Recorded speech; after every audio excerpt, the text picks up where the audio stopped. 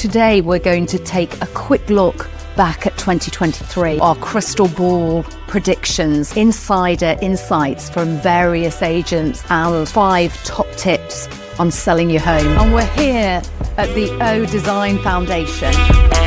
It is a really hidden gem.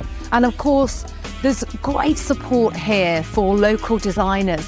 And I love, we'll see in a moment, you can see actually the workshops where all of this magic happens. And it serves great coffee. So let's start with a brief rundown of what happened through 2023. Saw a recent report from 20EA that of course reported 5,000 estate agent closures. Now that represents 22% of all estate agents here in the UK. I mean, that's a huge number. Well, I guess in part that was down to the reduction in transactions, wasn't it? So property transactions were down to about 800,000, about 500,000 down from the peak of 1.3 million. So 500,000 reduction in transactions is a huge number. But the expected reduction in house price was actually considerably lower than some of the corporates were expecting. They were expecting double-digit drop. In actual fact, it's only a 2.1 drop. 2023 really wasn't as bad as it could have been. It's really teed us up for 2024. It's been a strong start, hasn't it? Really strong. The springboard for 2024 was definitely Boxing Day.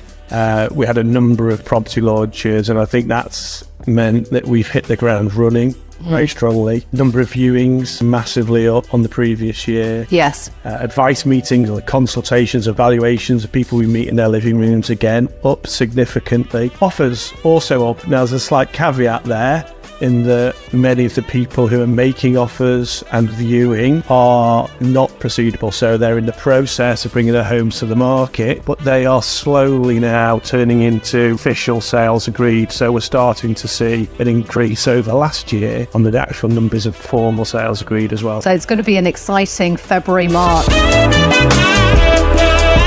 So our crystal ball thinking, of course we've talked about the majority of people being non-proceedable, and they are going to find their homes, and that will mean that they bring their homes to the market. We're going to see interest rates drop at least twice over the year, which of course will mean many more mortgage products come onto the market and entice people to sell their home. And also, as the momentum starts at the bottom of the market, it will hit the mid-range, and then of course it will kick in to the higher end. So it's all really good news for 2024. We're experts in the Chester property market. We've often talked about the fact that Chester is a market in itself, and it's not always a case of looking at kind of national figures, and this is something we do on a regular basis. We check in with colleagues of ours all around the country, businesses in London for instance, probably not as strong from a buying perspective, not as strong from a rental perspective. That's an affordability issue there, that will come back.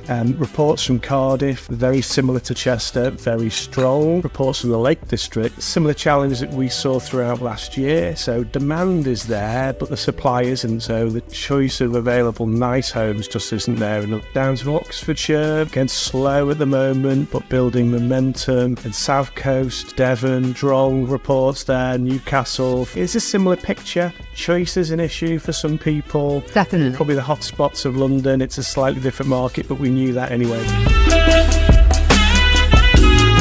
So thinking of selling in 2024, 5 top tips. Number 1 has to be curb appeal. When people are looking at buying a home, they'll often fall in love really quickly. So of course, 7 seconds, I think. Yeah, I think that's right. Secondly, if possible, have a refresh of painting a room. That can really have a big impact on a home. Atmospheric viewings. We're a fan and Currans of having candles lit, and we have the same candle lit in our office as we have on viewings. And baked bread or cookies. Yeah, and so, the smell is important. If you've got pets in the home, the smell is important. Road noise, maybe some background music as well. So anything like that, just to create that bit of atmosphere, and then it's focusing people's attention on what they've come to see, which is the home. Number 4 is hotel bedrooms. Why not style your room, your bedroom, like a 5-star hotel? So throw throws, new bed linen. Biggest impact on me, I think, when I Yes. go to a home and there's a wow there, I often think, wow, I'm in a really expensive hotel. You get that feeling. It's really chic and plush, isn't it? Yeah, it is. And the final one I love, which is the 3-5-7 rule. Quite often when we're styling a home, it isn't about putting stuff into a room, it's about taking stuff out. So the 3-5 rule is, if you've got a small surface, then only 3 items. If you've got a medium-sized surface, then 5. And if you've got a large surface, you can go up to number 7. And again, that's about people's eyes, isn't it? So they've come to view the property. It's nice to have a bit of variety, but you don't want people to focus on pictures, ornaments and so on. So let's just keep that simple as we can. And the 3-5-7 rule is a good one to follow. Definitely. If you would like to receive our high value homes update, please do reach out to John or I, or indeed any of the team. We'd be delighted to send it out to you. Thank you so much for watching.